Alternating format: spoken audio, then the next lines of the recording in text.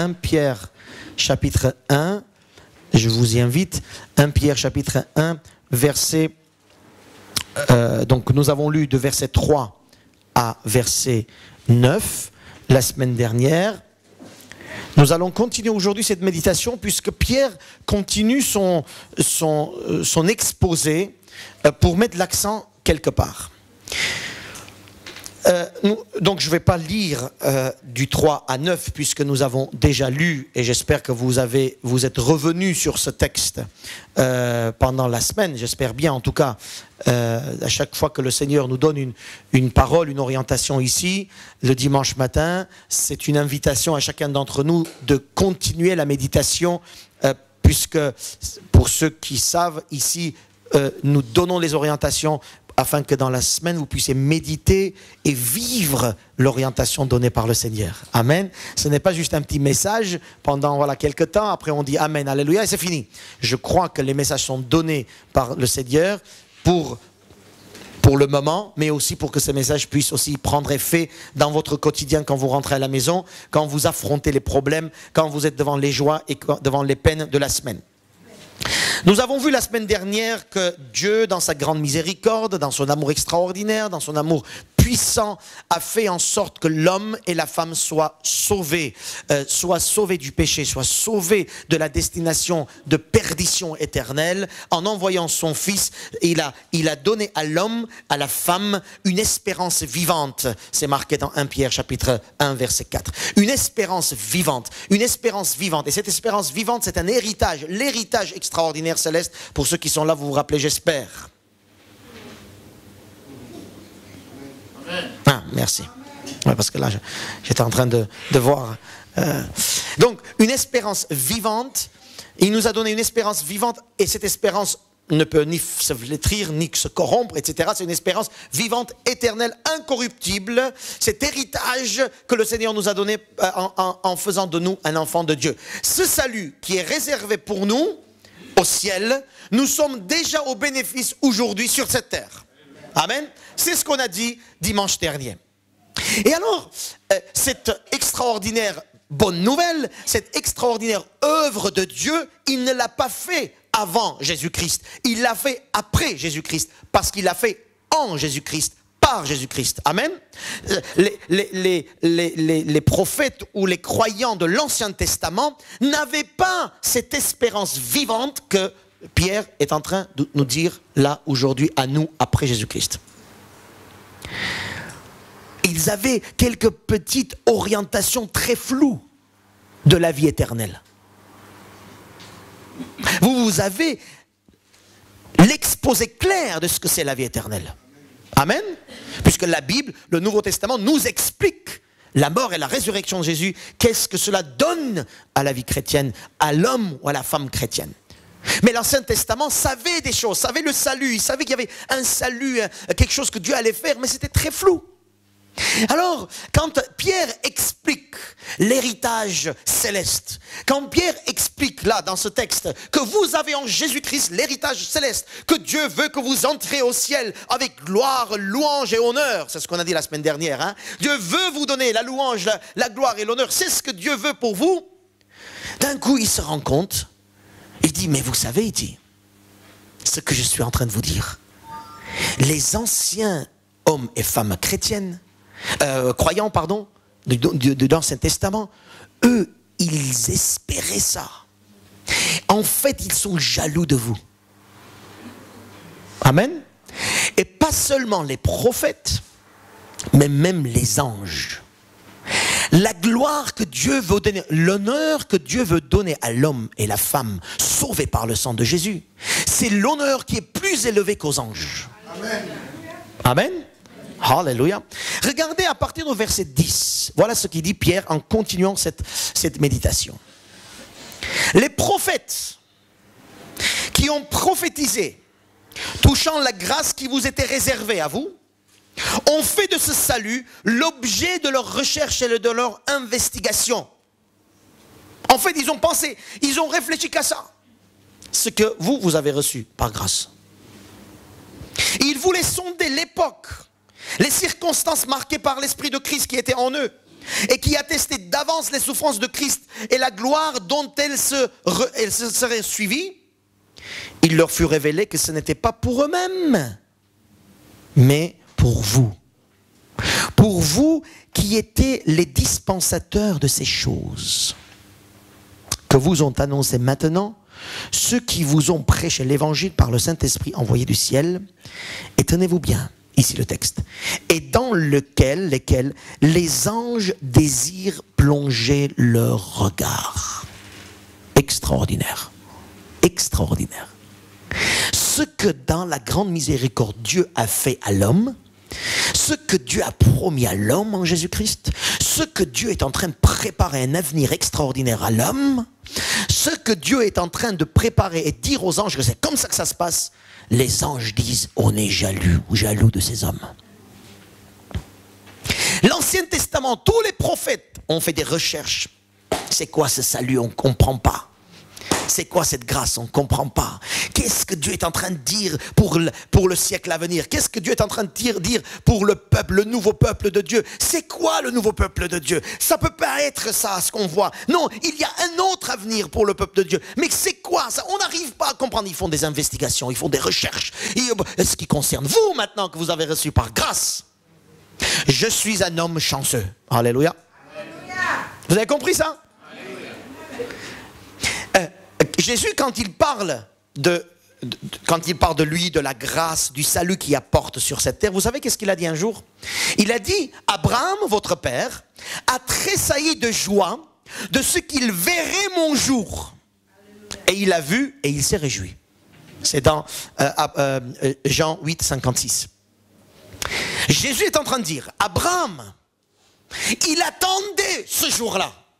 Le jour de la grâce, le jour de la venue, le jour en Jésus, le tout renouvellement, que l'homme et la femme pouvaient en Jésus-Christ vivre l'espérance de l'héritage céleste. Vous vous rendez compte? Là, vous, peut-être nous ici, je veux dire, on dit, ouais, mais ça va, on sait ça. Eh bien non, on ne sait pas ça. Parce que les autres, ils ne savaient pas. Nous, il faut qu'on sache la grandeur du cadeau que le Seigneur est en train de nous faire, mes frères et sœurs, pour ne pas le mépriser. Beaucoup de chrétiens méprisent la grâce de Dieu. Méprisent quand on dit Dieu t'aime, ils disent ah, ça va. Eh oui, millénaires des hommes et des femmes, ils ont pleuré juste d'entendre de dire Dieu te sauve. Ils ont pleuré juste d'entendre quelqu'un leur dit Dieu t'aime. Ils n'ont pas trouvé ça. Ils ont fait les recherches. Les anges là-haut du ciel, ils sont en train de nous dire à nous, bah, ils ont du pot, hein, ces gens-là. Vous vous rendez compte? Le regard de Dieu sur vous. En tout cas, sur celui qui croit. Pas sur celui qui méprise. Celui qui méprise Dieu, toute sa vie, il va tourner en rond. Parce qu'il ne va pas trouver. L'âme, son âme, va être toujours en recherche permanente. Amen. Mais quand l'âme a trouvé le Christ, quand l'âme a trouvé le Sauveur, quand l'âme a retrouvé pourquoi il est né sur cette terre, pourquoi il vit sur cette terre, quels sont les domaines dans lesquels le Seigneur est en train de changer sa vie, ce gars, je vous assure que il est heureux parce qu'il sait pourquoi il vit. C'est qu'en Jésus-Christ que nous avons notre destinée. Alléluia. Les anges, Abraham, même lui, il s'est réjoui du jour de Jésus-Christ. Amen. Beaucoup de gens parlent d'Abraham, le père de la foi. Abraham, oui, Abraham, mais Abraham, lui, Abraham n'était pas Abraham. En fait, Abraham était triste jusqu'au jour où il a compris que tout ce qu'il a vécu préfigurait l'arrivée de Jésus. Et quand est-ce qu'il s'est réjoui, Abraham? Quand il a vu le jour de Jésus, pas avant. Alléluia. Tous ces gens qui disent ouais la foi, Jésus on n'a pas besoin de Dieu, la foi et tout, ils ne sont pas joyeux. C'est quand Jésus-Christ qu'on a la joie. Quand on voit le jour de Jésus, on a la joie. Quand on vit le jour de Jésus, on a la foi. Quand on comprend qui est Jésus, on a la foi. Même Abraham, il était triste jusqu'au jour où il a vu le jour de Jésus. Alléluia. Allez dire ça à d'autres personnes. Alléluia. Nous pouvons dire que l'homme et la femme se réjouissent en voyant Jésus-Christ, la vie de Jésus-Christ. Amen. Allez avec moi dans 1 chapitre 3, je vais vous lire un texte qui est parallèle au nôtre, qui va avec le nôtre, qui qui va dire les mêmes choses, mais autrement. Et j'aime beaucoup, puisque ce texte, quand j'ai pensé, j'ai dit, mais extraordinaire, toute la Bible dit la même chose. Donc 1 Jean chapitre 3, verset 1. 1 Jean chapitre 3, verset 1. C'est un texte qui va reprendre même 1 Pierre, chapitre 1, verset 3 à 12.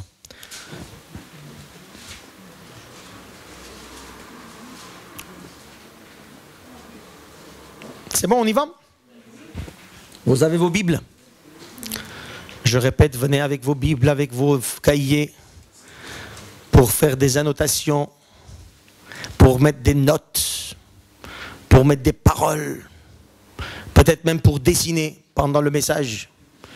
Moi, j'ai vu, il y a quelqu'un à côté de moi, il y a quelques jours, j'étais à un séminaire, le gars, il était en train de prêcher, et le gars à côté de moi, il dessinait.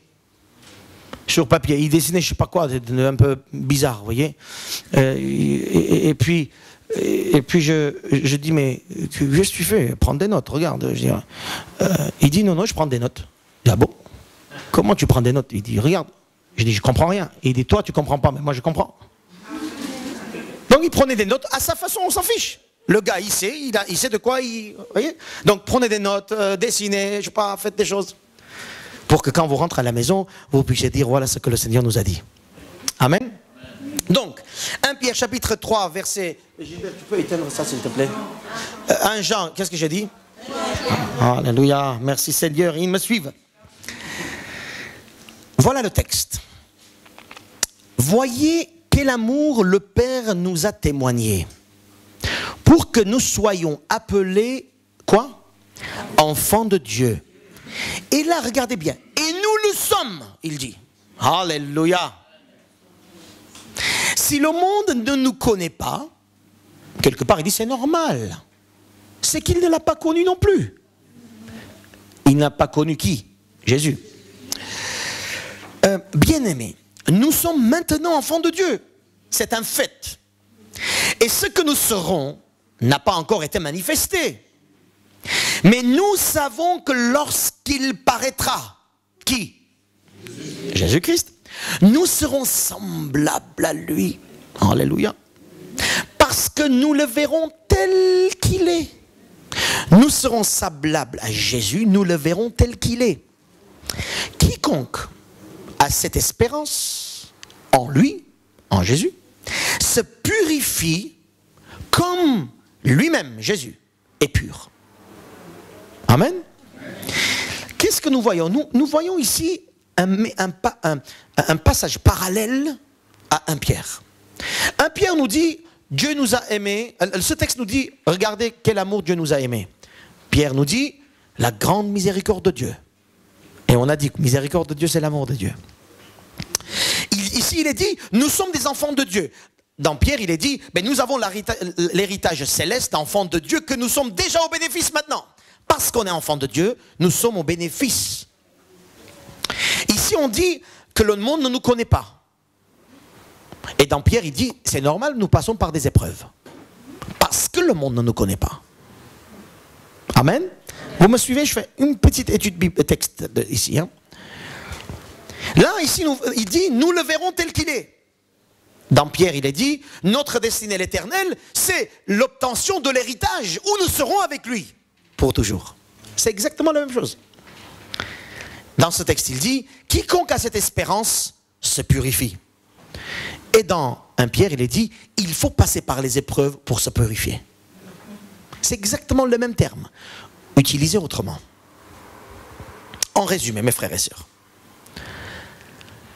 Dieu a tout fait dans son amour en envoyant le Fils. Celui qui a accepté le Fils est devenu enfant de Dieu, qui est au bénéfice de toutes les promesses de Dieu pour un enfant de Dieu, mis déjà depuis l'éternité. Et quand l'enfant de Dieu reçoit son identité d'enfant de Dieu, il n'a pas seulement la vie éternelle, l'héritage après sa mort, mais déjà il est au bénéfice de son héritage déjà sur cette terre. Parce qu'il est enfant de Dieu. Et il dit, pendant ce temps, je disais ça la semaine dernière, pendant qu'on est en train de marcher pour arriver au ciel, à notre héritage, nous passons par des épreuves, n'est-ce pas? Et la Bible nous dit c'est normal dans 1 Pierre. Et ici il dit c'est normal, il explique, puisque vous n'êtes pas du monde. Il explique le texte. Alors il dit pendant que nous marchons, nous croyons et nous savons que nous serons avec lui pour l'éternité. Oui ou non? J'essaie de vous faire comprendre le texte autrement. Alors il dit, pendant que tu marches, puisque tu espères être comme lui, pendant que tu marches parce que tu sais que le Seigneur t'attend, pendant que tu marches, tu comprends qu'il y a quand même des marches spirituelles jusqu'à arriver du Seigneur, alors, il dit, quiconque a cette espérance,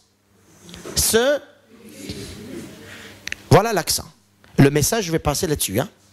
Quiconque a l'espérance de la vie éternelle, espérance qu'en Jésus-Christ il est un enfant de Dieu, espérance que l'héritage céleste est pour lui, espérance qu'enfant de Dieu il reçoit toutes les promesses de Dieu, alors il se purifie. Amen. C'est quoi se purifier?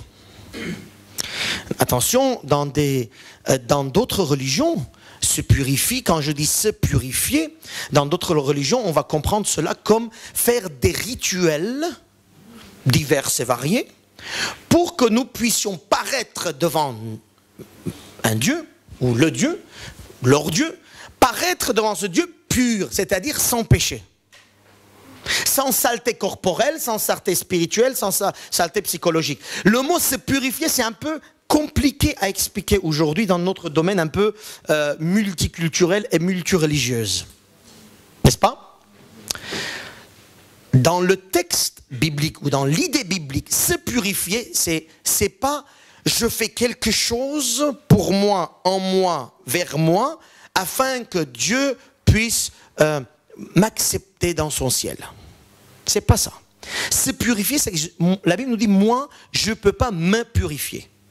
Je ne peux pas faire des choses, n'importe quoi. Je ne peux rien faire en fait pour un jour, en faisant ça sur moi, paraître devant Dieu et dire, t'as vu Seigneur ce que j'ai fait? Je me suis purifié. Ça ne marche pas ça dans la pensée biblique. Alors pourquoi est-ce que Jean nous parle de se purifier? Pour moi, pour la Bible, se purifier, c'est dans le sens où je me prépare à vivre ce que le Seigneur a prévu pour moi maintenant. Voyez? Se purifier, puisque dans le Nouveau Testament, on ne peut pas se purifier. Alors c'est quoi se purifier? C'est-à-dire l'espérance que j'ai dans la vie à venir. Cette espérance fait en sorte que moi, maintenant, je crois et je me prépare à ce que Dieu fasse ce qu'il veut faire en moi. Vous me suivez? Quelqu'un qui se purifie, c'est quelqu'un qui se prépare. Qui se prépare à la rencontre de Dieu. Par exemple, maintenant, je te dis, dans 5 minutes, le Seigneur il vient, qu'est-ce que tu fais? Qu'est-ce que tu fais? Je suis sûr qu'il y a les ados qui vont se tourner vers les parents. Pardonne-moi papa, pardonne-moi maman, je te dis ça. Très vite. Déjà, première chose. Deuxième chose, les uns envers les autres. Oh là là, bon, église ma soeur et tout. Après, on règle l'affaire. En 5 minutes, il faut qu'on règle l'affaire parce que le Seigneur vient. Qu'est-ce qu'on est en train de faire? On est en train de se préparer à sa rencontre parce qu'on sait très bien qu'il est saint. Amen. Ça c'est le mot se purifie, c'est-à-dire premièrement, ma première approche, c'est je me prépare pour sa rencontre. Deuxième approche, comme je vous ai dit, je me prépare pour recevoir en tant qu'un enfant de Dieu, ce que je vis maintenant. Je me purifie, c'est que je me prépare à recevoir ce qu'un enfant de Dieu devrait vivre là, maintenant. Et dans cette situation-là. Vous me suivez? Alléluia. Quiconque a l'espérance de la vie éternelle se purifie, se prépare à vivre ce qu'un enfant de Dieu vit, doit vivre maintenant. Un enfant de Dieu, par exemple, je vous donne un exemple. Devant une difficulté, est-ce qu'un enfant de Dieu pleure? Ou est-ce qu'un enfant de Dieu est... Pas pleure, non, je ne vais pas dire, parce qu'il y a des bonnes pleurs aussi. Est-ce que dans une difficulté, un enfant de Dieu se lamente, si vous voulez, ou s'inquiète? Est-ce qu'un enfant de Dieu se met en colère Est-ce qu'un enfant de Dieu se perd lui-même et commence à dire n'importe quoi? Est-ce qu'un enfant de Dieu fait des jurons? Est-ce qu'un enfant de Dieu dans une situation donnée, il s'est énervé, il ne me parlait plus? Par exemple, est-ce qu'un enfant de Dieu stresse d'une manière où il n'a plus de force à rester debout? Par exemple, je vous pose la question, qu'est-ce que vous répondez? Quelqu'un qui se purifie, qui dit, un enfant de Dieu dans cette situation-là ne réagit pas comme ça. Je me purifie. Dans le sens, je me prépare à vivre ce qu'un enfant de Dieu devrait vivre là. Alléluia. Quiconque a l'espérance de la vie éternelle, à un moment donné s'arrête et il dit, quel est l'enfant de Dieu? Comment vit l'enfant de Dieu dans cette situation-là? Amen. Le Seigneur a fait sa part, c'est à moi de faire ma part. Et là, l'apôtre, on revient à 1 Pierre, revenez 1 Pierre. Donc nous allons continuer maintenant la lecture. Donc l'apôtre Pierre va essayer de nous donner quelques orientations. Et là, verset 13, il dit, c'est pourquoi, c'est très important ce mot, hein, c'est pourquoi, saignez les reins de votre entendement, soyez sobres, ayez une entière espérance dans la grâce qui vous est réservée dans le ciel lorsque Jésus-Christ apparaîtra. Comme des enfants obéissants, ne vous conformez pas aux convoitises que vous aviez autrefois, quand vous étiez dans l'ignorance, mais puisque c'est lui qui vous a appelé est saint, soyez saints dans toute votre conduite. Amen. Qu'est-ce que l'apôtre, après on va continuer un peu, qu'est-ce que l'apôtre Pierre dit? Puisque vous êtes en train de vous préparer, non, je ne dis pas comme ça, puisque vous croyez que vous avez la vie éternelle et que vous avez l'héritage céleste, puisque vous savez que Dieu a tout fait pour vous, puisque vous savez que Dieu est avec vous et vous êtes des enfants de Dieu, puisque vous savez que l'Esprit de Dieu travaille en vous en vue de vous amener au ciel, puisque vous dites que vous savez, que vous croyez que le Seigneur Dieu est avec vous, alors, c'est pourquoi, saignez les reins de votre entendement. Qu'est-ce que cela, ça veut dire? Saignez les reins, c'est ce qu'il dit, saignez les reins de votre entendement. Oh, compliqué, Pierre, qu'est-ce que tu nous dis là? C'est très simple.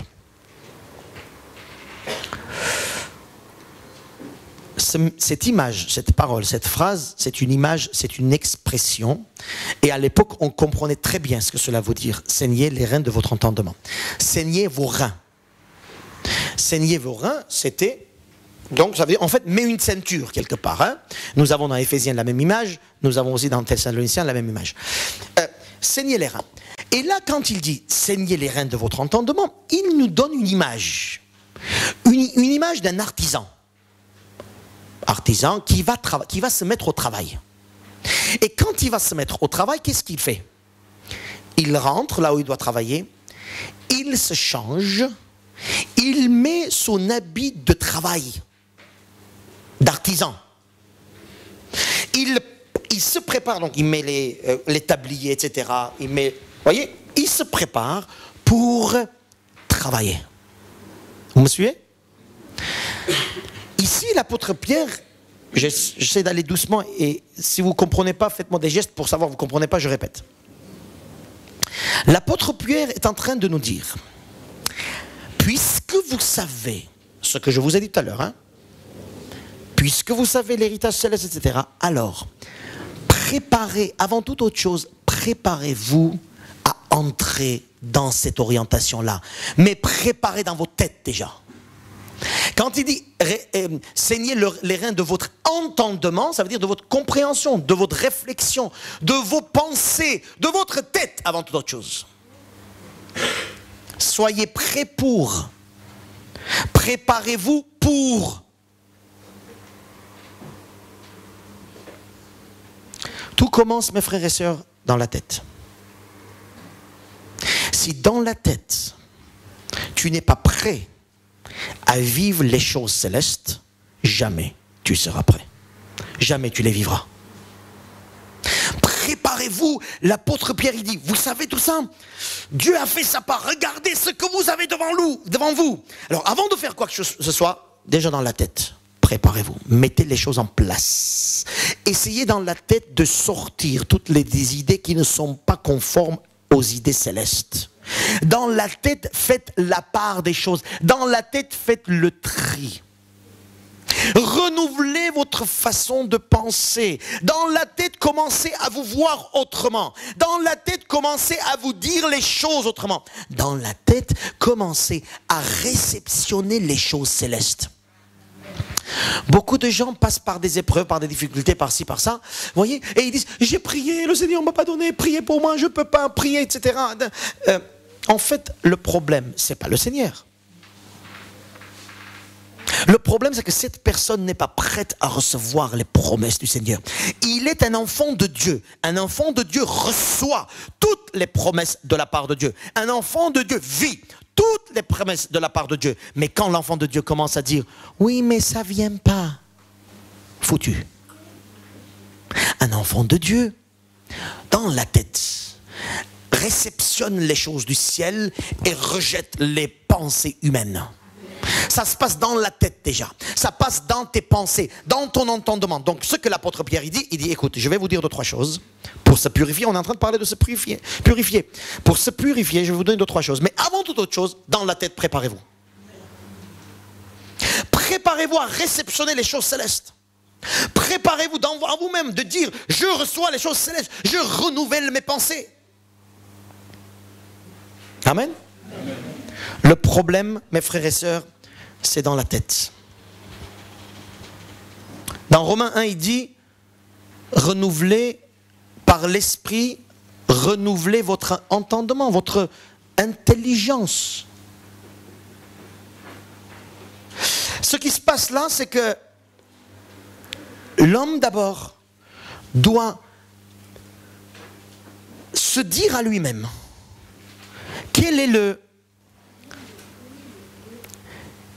quelles sont les promesses de Dieu que Dieu a prévues pour un enfant de Dieu? Vous me suivez? Quelles sont les promesses de Dieu pour un enfant de Dieu? Parce que là, 1 Jean chapitre 3 verset 1, il dit quoi? Nous sommes enfants de Dieu.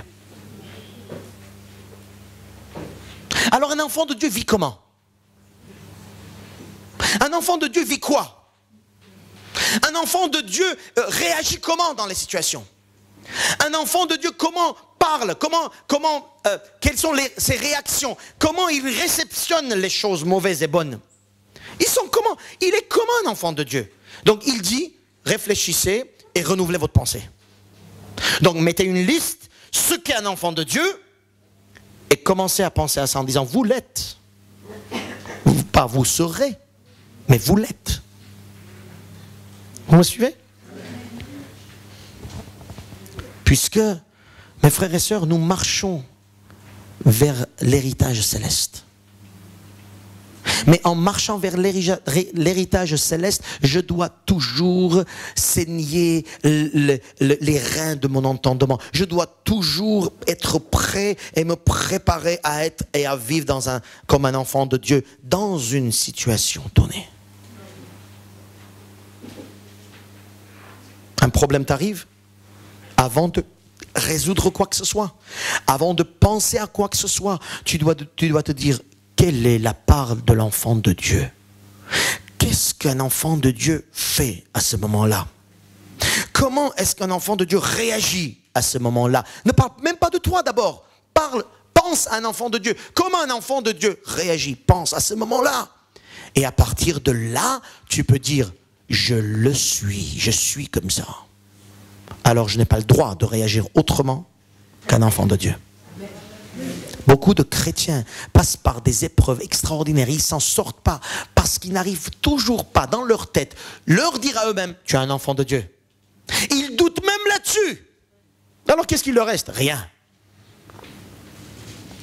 Renouvelez votre façon de penser, entrez dans notre identité d'enfant de Dieu. Pour se purifier, mes frères et sœurs, tu as besoin d'entrer dans ton identité d'enfant de Dieu. Pour que tu puisses te préparer à la rencontre de ton maître, tu dois d'abord entrer dans ton identité d'enfant de Dieu. Un enfant de Dieu ne fait pas ça, marche comme ça, parle comme ça, dit comme ça, reçoit comme ça, croit comme ça, accepte ça, il est comme ça. Amen. Je dois habiller l'enfant de Dieu. Et non pas, Seigneur, aide-moi de ne pas faire ça, aide-moi de ne pas faire ça. Déjà dans la tête.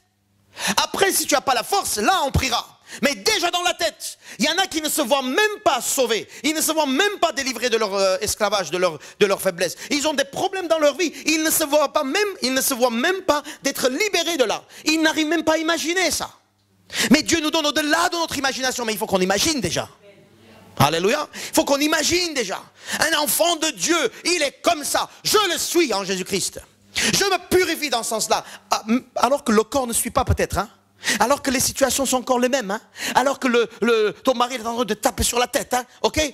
Alors que l'autre là, il est en train de te... voilà. Il n'y a rien qui change. Il faut que ça change là-dedans déjà. Parce que si le rein de ton entendement ne change pas, rien ne changera pour toi. Alléluia. Si tu ne sais pas comment penser de toi-même, comment avoir le regard de Dieu sur toi.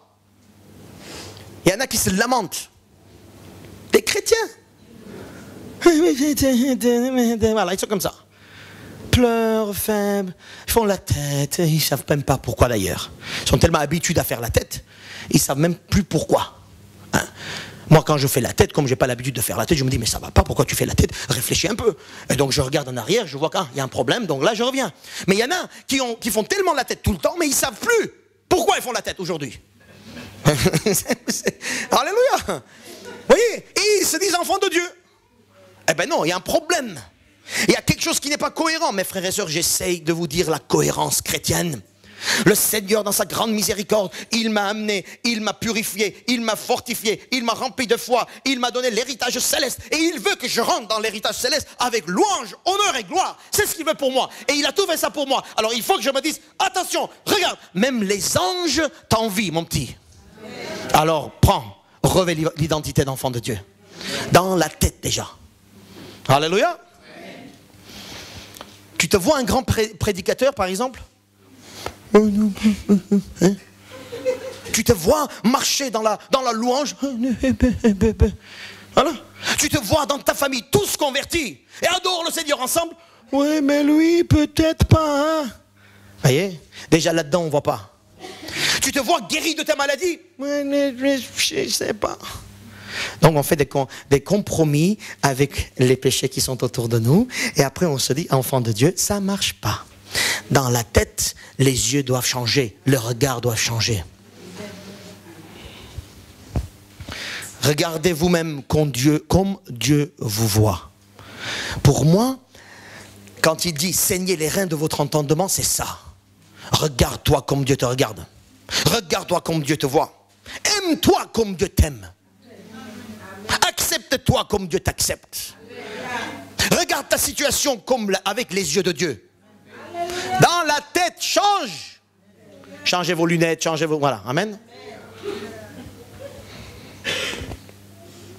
Dans toutes les situations, dans n'importe quel état d'esprit, toi, alors regardez bien, là, dans toutes les situations, dans n'importe quel état d'esprit, heureux, pas heureux, fatigué, voilà, tous ces états d'esprit par lesquels nous passons, que vous passez, il y en a qui passent plus que d'autres, hein, toujours état d'esprit, joie, d'un coup, lunatique, hein, nous sommes parfois des lunatiques, d'un coup, ça change, hein, d'un coup, il fait la tête, tu ne sais pas pourquoi, d'un coup, il est triste, tu ne sais pas pourquoi, d'un coup, il est joyeux, là, tu ne sais pas pourquoi. Donc, dans tous les états d'esprit par lesquels nous passons, mes frères et sœurs, tout doit se faire pour envoyer, écoutez-moi bien, pour moi c'est le central, tout doit se faire pour envoyer à mon cerveau et à mon esprit des informations célestes. Alléluia. J'essaye de vous aider. Hein. Tout doit se faire, tout. Je dis bien, je ne ménage rien. Parce que pour moi, la chose la plus importante, c'est que je puisse vivre mon identité d'enfant de Dieu.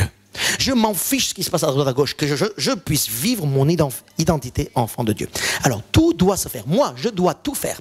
Je dois tout faire. Je dois ménager rien. C'est pour ça parfois le jeûne et la prière, vous savez c'est quoi? Il y en a qui disent qui pensent que le jeûne c'est de ne pas manger. Pas du tout.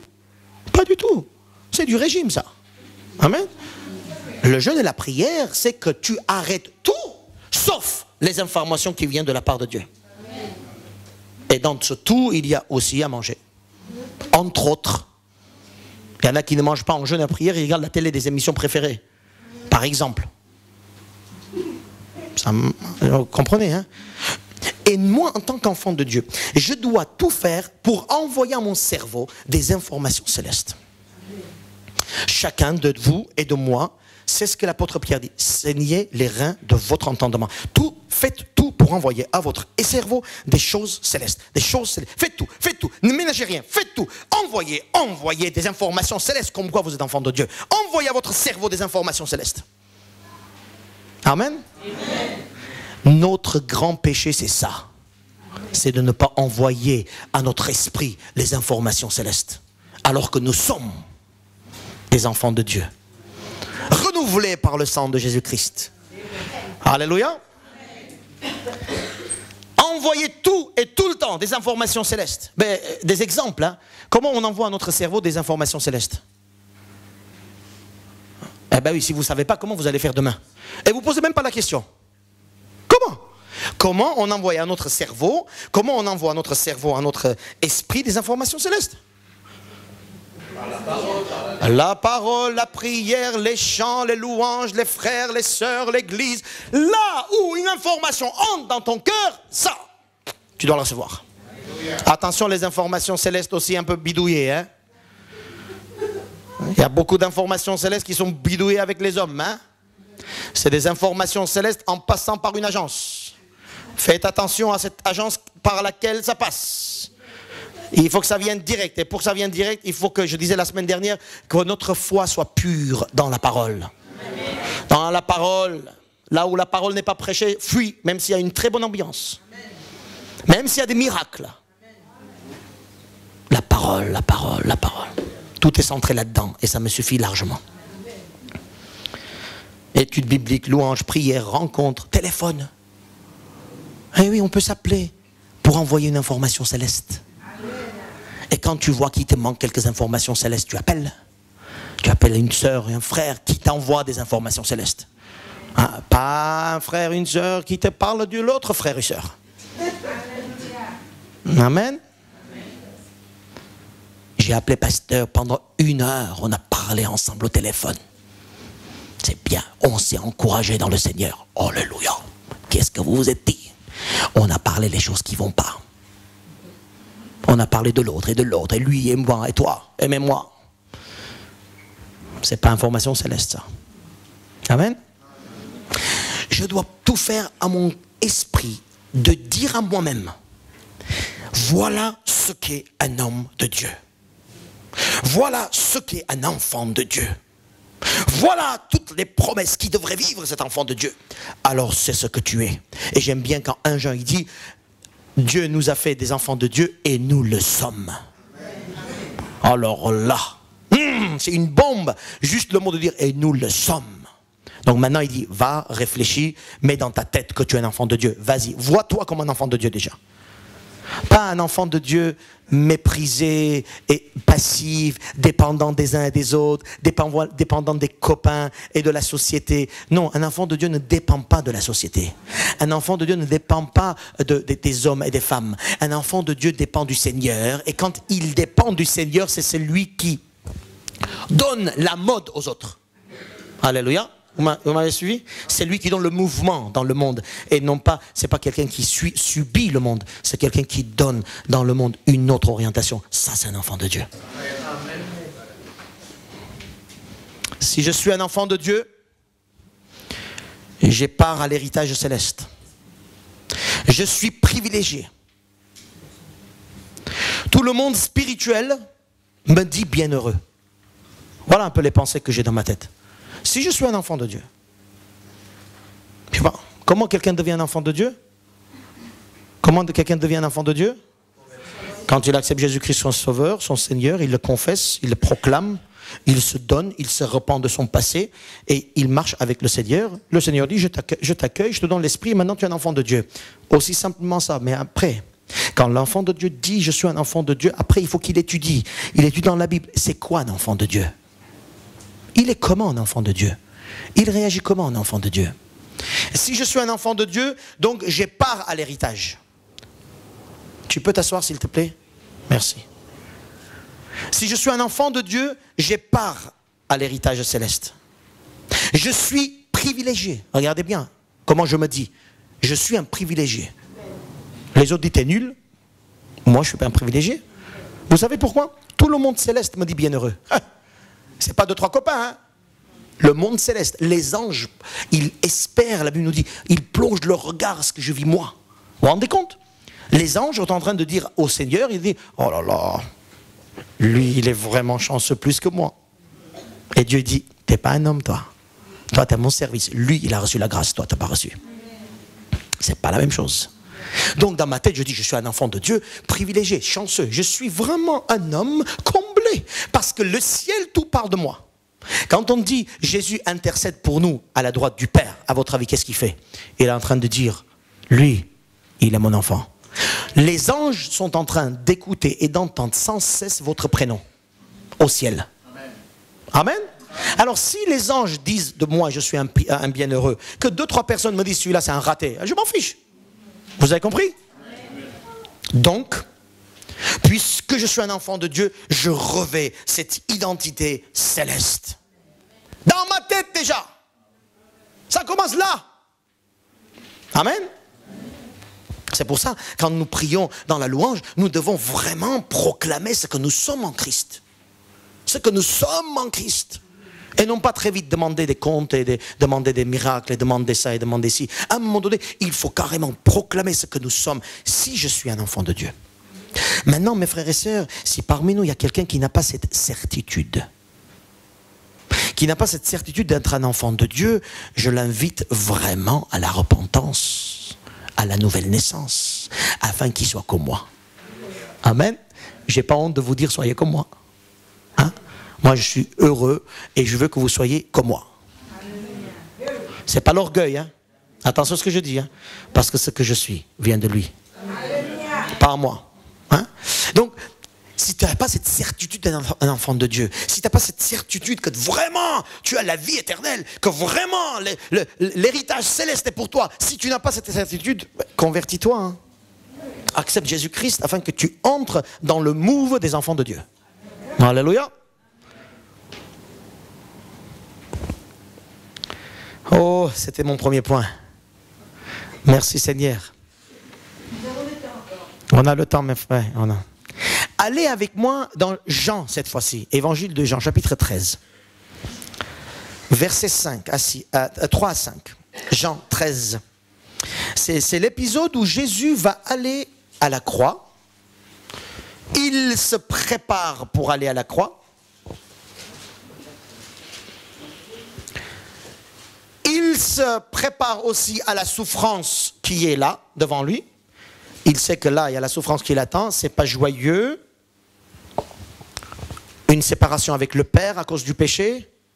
Souffrance physique. Souffrance spirituelle. En fait, quelque chose qui ne va pas pour Jésus et il sait.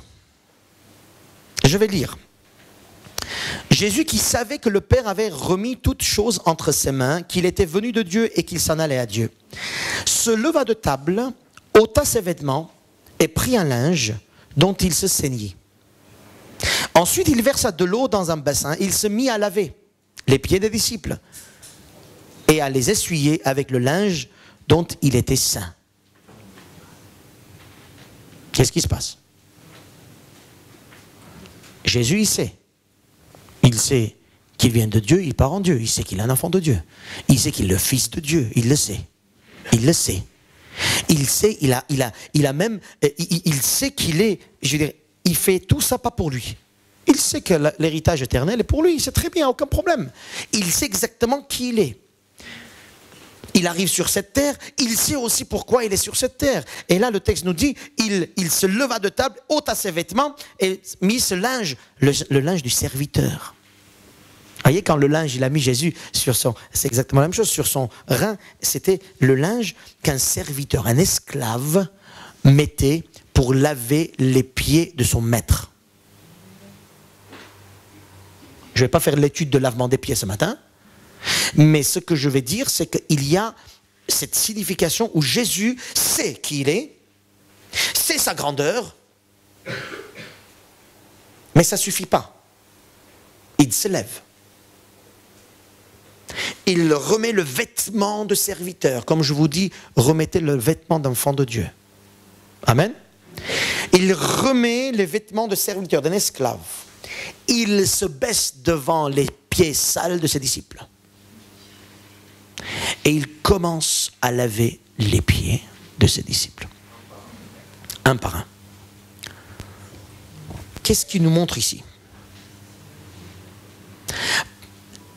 De penser, de réfléchir, de croire que notre identité céleste est pour nous, que nous sommes un enfant de Dieu, c'est bien. Ça, c'est la tête. C'est ce que je disais. Votre tête, il faut que ça change. Mais cela ne suffit pas, il faut agir. Que tu crois vraiment que tu es un enfant de Dieu, que tu es rempli de la puissance, que tu sais que tu vas au ciel, que tu sais que tu es rempli de l'Esprit de Dieu. C'est très bien, il faut commencer par là, c'est ce que je dis, c'était le premier point. Commencez par saigner votre entendement. D'accord, mais pourquoi? Mais pour agir. Alléluia. C'est ce que Jésus a fait. Il savait qu'il était enfant de Dieu, fils de Dieu. Il savait qu'il était venu pour servir et non pas recevoir le service. Il s'est mis à l'habit des esclaves, mais il a agi, il a lavé les pieds. Il a fait l'action de ce qu'il était. Je dis bien, il a agi comme il savait qu'il était. Ça, c'est très important. Il a agi comme il savait qu'il était. Si tu crois qu'en Jésus-Christ, tu es un enfant de Dieu rempli du Seigneur, alors tu dois agir de cette manière-là. Ça ne suffit pas de croire, il faut accepter, il faut recevoir, il faut vraiment recevoir toutes les informations célestes pour ça. Donc il te faut l'Église, la Bible, etc. Très bien, mais à partir de là, une fois que la tête est bien remplie des choses éternelles, là, tu agis vers les choses éternelles. On est heureux?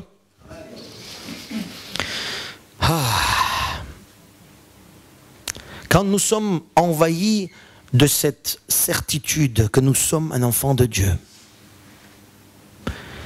quand nous sommes envahis pendant la prière, pendant l'étude, pendant ce que se passe maintenant, l'Esprit de Dieu nous envahit, nous montre que nous sommes un enfant de Dieu. À partir de là, mes frères et sœurs, c'est à partir de là que le chemin de la purification, entre guillemets, commencera. Pas avant. Jésus n'a pas lavé les pieds de ses disciples avant d'être saint des reins. Il a d'abord saigné les reins. Après, il a lavé. Je ne peux pas agir spirituellement, ou même dans mon monde tous les jours, sans que d'abord, dans ma tête, je puisse dire qui je suis. Pour ceux qui font des examens, des contrôles, etc. Vous apprenez, hein, les ados, les jeunes, vous apprenez, vous allez en classe et il y a le contrôle là, à ce moment-là. Et en entrant, tu te dis, ça va, j'ai fait ce que j'ai pu, j'ai fait. Je sais que j'ai appris. Maintenant, si tu n'as pas appris, c'est grave pour toi. Mais hein, je sais que j'ai appris, je sais que j'ai appris. Donc, je vais aller en conséquence. De la même manière, pour vivre en conséquence dans ce monde, à un moment donné, il faut que dans ta tête, tu dises, ça y est, je sais qui je suis. Je sais qui je suis. Amen. Si parmi vous, quelqu'un qui se pose la question, vous êtes garçon ou vous êtes fille? C'est ce qu'on est en train de dire. Hein. Apparemment, dans nos livres d'études, ça va commencer. Hein. On n'est pas garçon, on n'est pas fille, on devient. Eh bien tiens, un jour, je vais dire, je suis une fille ce matin. Voilà, je vais m'habiller en fille. Dimanche prochain, je viens en fille. Voilà. Je dis, ce matin, j'ai pensé que je suis une fille. Voilà, j'ai pensé comme ça. Vous pouvez rien faire. Chacun est libre. Hein. Voilà. Tu ne peux pas vivre. À un moment donné, tu dois savoir qui tu es. Amen. Si tu es une fille, ben tu es une fille. Hein. Amen. Ben on va travailler par rapport à ça. Tu es un garçon, tu es un garçon. Tu ne t'appelles pas monsieur, madame. Hein. Tu étais monsieur ou madame. Ou mademoiselle. Il faut d'abord savoir qui on est pour qu'on agisse en conséquence. Alors là, une fois que mes frères et sœurs, je répète, hein, une fois que je sais qui je suis dans mon identité céleste, là, j'agis en conséquence. La première chose que Pierre nous dit, soyez sobre. Soyez sobre. Sobre, ça veut dire ferme. Sobre, ça veut dire ne soyez pas, s'il vous plaît, malmené par les invitations du monde. Sobre, ça veut dire on sait qui on va, où on va, on sait ce qu'on fait, on sait qui on est. Soyez sobre. Je ne vais pas dire oui, amen à tout le monde. Je ne vais pas dire oui, je ne vais pas dire non. Je sais pourquoi je dis oui, je sais pourquoi je dis non. Je ne me donne pas dans ce monde. Je ne vais pas dans cette direction parce que je sais que cette direction ne rentre pas dans mon cheminement de la vie éternelle. Sobre, ça veut dire tu dis oui et tu dis non et tu sais pourquoi tu dis et tu sais pourquoi tu dis non, pourquoi tu dis oui. Alléluia. Amen. Soyez sobre parce que vous êtes en train de vous purifier pour hériter votre vie éternelle. Regardez ce qui nous arrive, persécution, maladie, épreuves, diverses souffrances, joie, bonnes nouvelles, réussite, argent, travail, toutes ces choses-là qui peuvent nous arriver, bonnes ou mauvaises. Mais toi, reste sobre. Hein? N'oublie pas ta destinée. C'est pas parce que tu as une fête à la maison que tu peux faire ce que tu veux. C'est pas parce que tu vas à un anniversaire que tu vas te permettre de toucher à ce que tu veux. C'est pas parce qu'il y a un travail que tu vas oublier la vie d'église. C'est pas parce que tu as gagné des millions d'argent que ça y est, tu n'as plus besoin du Seigneur. C'est pas parce que n'oublie pas ce que tu es.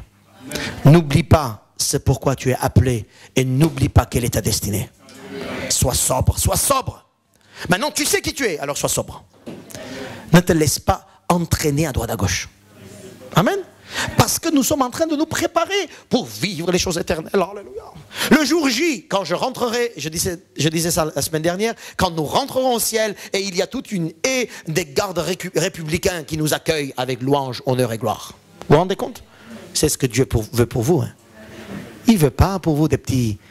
Il veut vraiment une honneur. Il veut vraiment une gloire vous donner. Et moi, je veux vivre ça. Alors, pour cela, je suis sobre. Je ne vais pas dire oui. Je ne vais pas dire non. Je ne vais pas regarder ce qu'on me dit de regarder. Je ne vais pas écouter les musiques qu'on me dit d'écouter.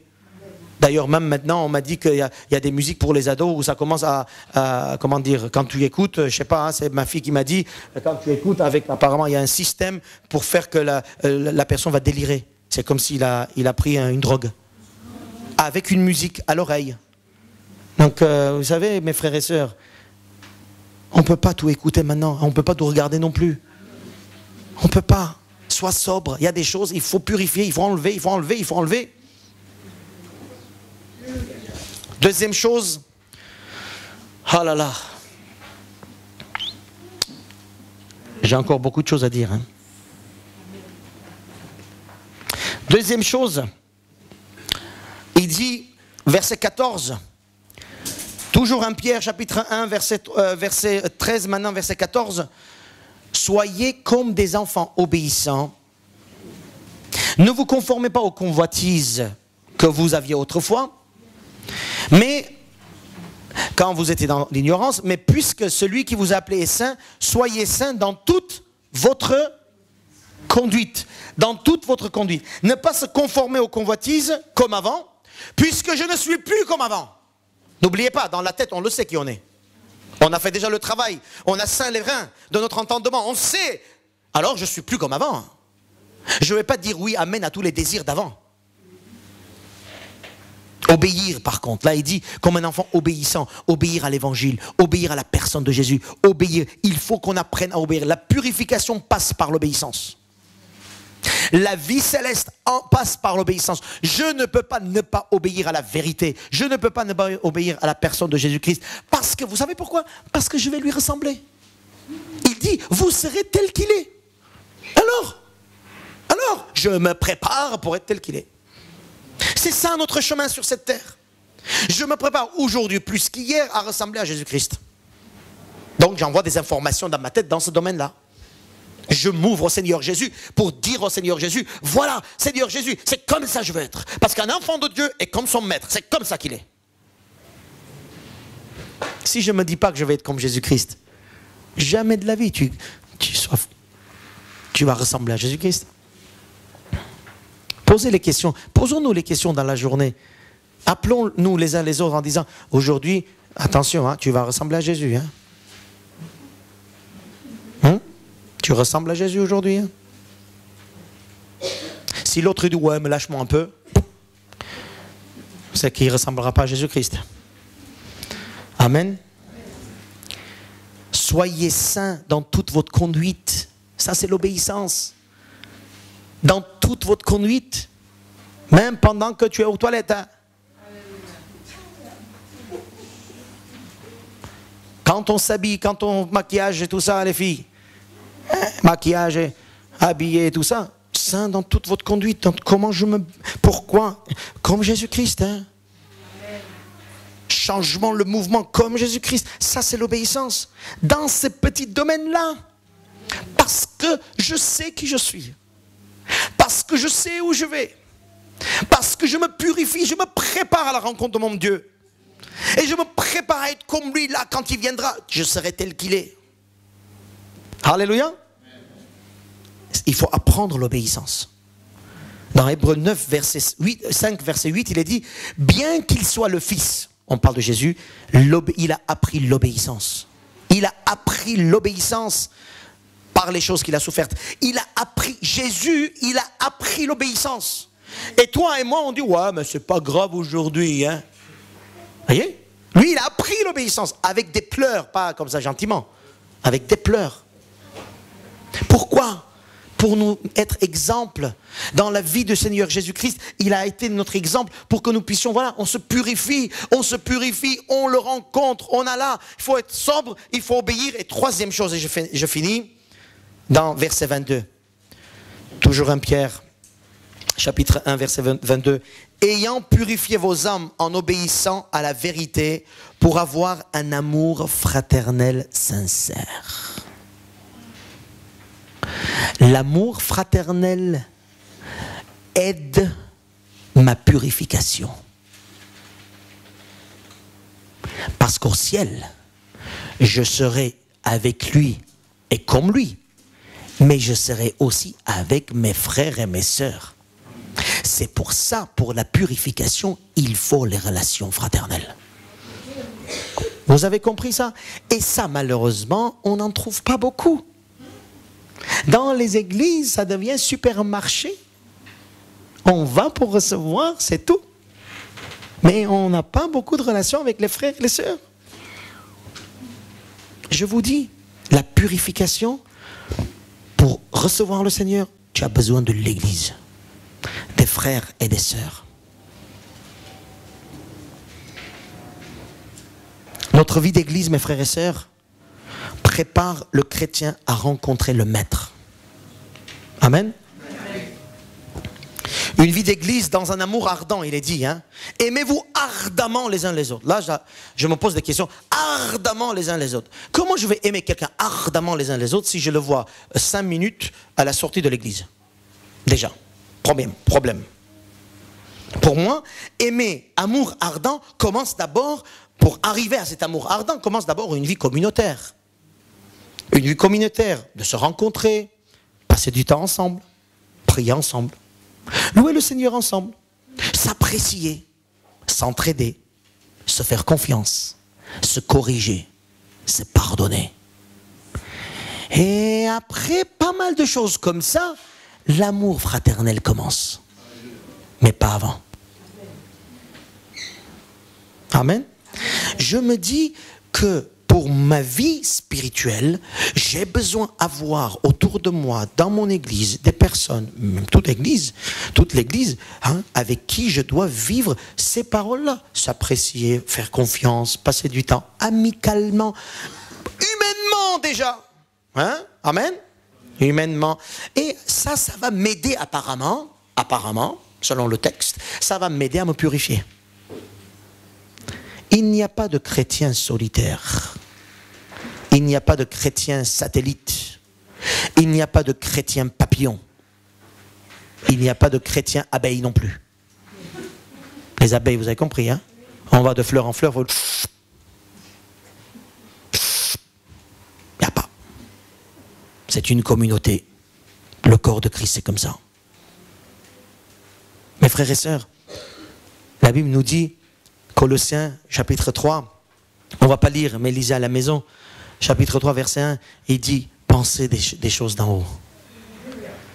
Faites entrer dans votre tête tout ce qu'un enfant de Dieu est. Parce que Dieu nous a sauvés pour ça. Un enfant de Dieu rempli de ce qu'il est. Qu'est-ce qu'il a, un enfant de Dieu? Comment il vit? Comment il agit? Eh bien, c'est ce que je veux l'être. Et pour l'être, il faut que je sois sobre, il faut que je sois obéissant, et il faut que je vive ma vie dans la vie d'église. Ma vie chrétienne dans la vie d'église. À partir de là, le Seigneur fait son travail. Et c'est comme ça que je me prépare à le rencontrer. C'est pourquoi je suis né sur cette terre.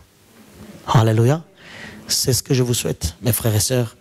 À toi et à moi maintenant de dire qu'est-ce que je veux l'être, comment je veux vivre, quel genre de chrétien je veux être, quel genre de chrétien je veux respirer là où le Seigneur m'a placé, dans les domaines que je suis, à l'école, au travail, à la maison, dans la rue, à l'église, là où le Seigneur m'a placé. Seigneur, je veux être un enfant parce que je le suis, un enfant de Dieu. Je n'ai pas de doute, je suis un enfant de Dieu. J'ai demandé pardon, il m'a accepté, je suis devenu son enfant, je me suis baptisé, je me suis donné à lui. Il s'est donné à moi. L'Esprit de Dieu est avec moi. Il n'y a pas de doute. Je sais qui je suis. Et je marche avec lui. Alors je ne me permets pas de me dire des choses qui ne viennent pas de lui. Je ne me permets pas et je ne te permets pas de me dire des choses qui ne viennent pas du Seigneur. Mais donne-moi des informations célestes un peu plus, s'il te plaît. Parle-moi de ce que je suis dans le Seigneur un peu plus, s'il te plaît. C'est là qui va m'aider à ce que je puisse redire, ah oui, j'avais oublié que j'étais un enfant de Dieu ce matin. Quand l'autre, il m'a injuré, il m'a insulté, j'ai oublié qui j'étais. Et bien sûr, d'autres choses sont sorties. Mais Seigneur Jésus, je veux être ce que tu as voulu que je sois sur cette terre jusqu'à ma dernière minute. Amen. Alléluia. Vous êtes heureux? Amen. Merci Seigneur. N'oubliez pas, la tête, sobre, obéissance, vie fraternelle, tout ça me purifie pour que je puisse vivre honneur et gloire sur cette terre et dans la vie à venir. Voilà le message aujourd'hui. 3 phrases, ça suffit. Amen. Amen. Allez, on va prier, vous voulez bien? Est-ce que vous voulez prier? Vous voulez qu'on se tourne vers le Seigneur? Mettez-vous debout tout simplement.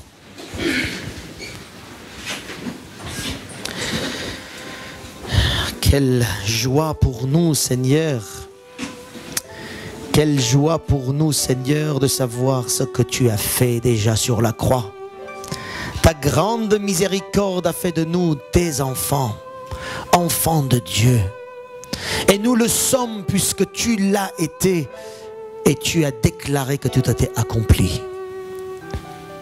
Je prie pour mes frères, mes sœurs ici, afin que chacun d'eux puisse sans cesse se mémorer ce qu'ils sont en toi. Qu'ils se préparent à vivre ce que tu leur as dit de vivre. Nous savons qui est l'enfant de Dieu. Nous savons comment il est un enfant de Dieu. Nous savons qu'est-ce qu'il vit un enfant de Dieu. Et c'est ça que nous sommes. C'est ce que nous vivons. Et c'est ce que nous voulons vivre, Seigneur. Aide-nous. Aide-nous à rester sobres. Aide-nous à obéir, Seigneur. C'est notre part.